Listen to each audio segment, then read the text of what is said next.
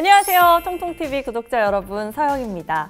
기아자동차의 신형 K9이 드디어 사전 예약에 돌입했습니다. 이 K9은 K 시리즈 중에서도 흔히 회장님 차 혹은 사장님 차라 불리는 녀석이죠. 얼마 전에 이 녀석이 이제 세계 최초로 공개되는 미디어 프리뷰 행사가 있었어요. 저도 다녀왔는데 아쉽게도 사진이나 영상 촬영이 불가능했습니다. 그래도 이 머릿속에 마치 사진을 찍어 놓는다는 생각으로 꼼꼼히 보고 왔는데요. 보통 브랜드사가 사전 계약을 하면서 동시에 이렇게 미디어 프리뷰 행사를 진행한다라는 건 그만큼 이 자동차에 정말 많이 공을 들이고 있다는 것과 다름이 없는데요. 아니나 다를까 대치동에 딱 갔는데 살롱 드 더 K9이라는 K9 전용 전시 장소가 있는 거예요. 그래서 저는 그 공간을 둘러보면서 한 가지 의문점이 들기 시작했습니다. 아니 대체 왜 기아자동차가 K9에 이렇게 공을 들이고 있는 걸까? 라는 생각을 하게 됐어요. 제가 이걸 궁금해하는 이유가 있습니다. K9은 2012년에 출시된 모델인데요. 최고급 모델인데도 불구하고 그 존재감이 다소 미약했죠. 출시 첫 해에는 판매량이 7,504대에 그쳤고요. 그 이후로도 쭉 내리막길을 걷다가 작년에는 연간 1,607대밖에 팔지 못했습니다.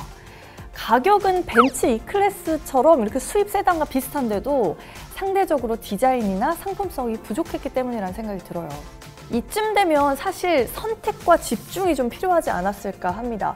현대기아차에서 이 실패한 K9은 그냥 쿨하게 안녕을 할 수도 있었다는 거죠. 국산차 대형 세단 시장에는 에쿠스 그리고 제네시스라는 이 쌍두마차가 아주 든든하게 자리를 잡은 상황이었으니까요. 이 K9만 제외를 하면 K 시리즈는 그냥 안전한 효자 모델로서 롱런할 수 있지 않았을까 하는데 여러분들 생각은 어떠신가요?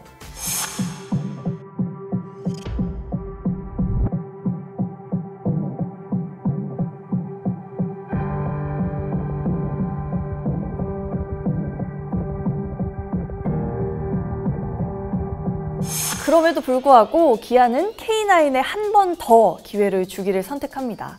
이번에 이렇게 6년 만에 풀체인지 모델을 내놨다는 건 그야말로 기아자동차도 이 고급 세단을 성공시킬 수 있다는 마지막 자존심을 보여주는 거나 다름이 없는 셈이죠. 또 다른 한편으로는 K 시리즈에 대한 이미지를 고급화시키려는 전략도 엿보입니다. 이 플래그십 고급 모델을 통해서 브랜드 전체에 프리미엄 느낌을 가득 실어주려는 거겠죠. 만약에 아파트가 있다고 한번 생각을 해보세요. 10평부터 30평까지 이 정도 평수가 있는 아파트가 있고요.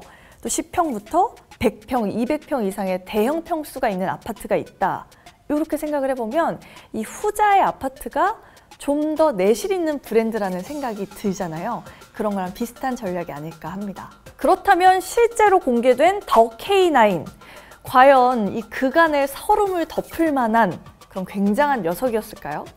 저에게 물으신다면 제 대답은 쏘쏘입니다. 일단 이 언베일링한 차량을 딱 보자마자 저는 딱 이랬어요.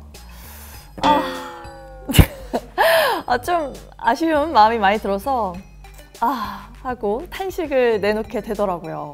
오랜 기다림 끝에 만난 풀체인지 모델이다 보니까 일단 외관 자체에서도 좀 혁신적인 변화가 있기를 기대했었는데 물론 전 모델보다야 훨씬 많이 바뀐 모습을 볼 수 있었지만 최고급 세단이라고 하기에는 그 전해지는 럭셔리함이 조금 부족했었던 것 같아요.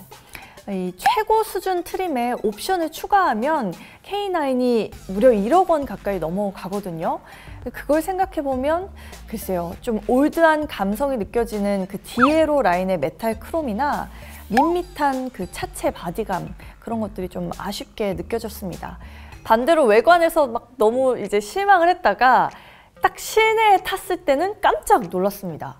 외관과는 달리 상당히 감성이 묻어나는 그런 디자인이었거든요. 특히나 이번에는 이 글로벌 색채 연구소인 팬톤이랑 함께 협업을 해서요. 실내 무드 조명을 아주 신선하고 예쁘게 창조를 했더라고요. 또 모리스 라크로아라는 명품 아날로그 시계 브랜드가 있는데요. 이곳이랑도 협업을 해서 고급차의 느낌을 물씬 차에 실어놨어요. 또 콘솔 박스나 스피커 같은 디테일한 디자인도 굉장히 멋스러웠다는 생각이 들었습니다. 자세한 이 내외관 리뷰는 제가 직접 조만간 있을 신차 발표회에 또 가서 직접 차량을 보면서 전해드릴게요. 자, 이 기능적으로는 첨단 반자율주행 기술에 대한 설명이 제 관심을 딱 끌었는데요. 차로 유지 보조, 또 후측방 모니터, 후방 교차 충돌 방지 보조, 터널 연동 자동 제어 기능이 국산 고급차로는 최초로 적용이 됐다고 합니다. 특히 국내 도로 환경에 꼭 맞는 그 최적화된 지도를 활용했다는 점을 강조를 했는데요. 아무래도 고급 수입 세단을 겨냥한 차별화 마케팅 전략인 것으로 보입니다.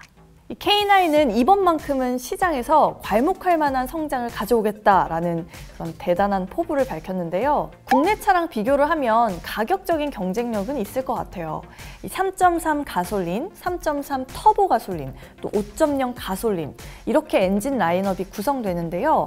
그중에 가장 낮은 등급으로만 보면 제네시스 EQ900이랑 대비해 봤을 때 2천만 원 가량이나 쌉니다. 그치만 또 경쟁 차종으로 만약 벤츠의 E클래스를 논한다라고 보면 K9만의 개성과 특색이 좀 부족해서 경쟁에서 이기기는 쉽지 않을 거라는 예측이 드네요.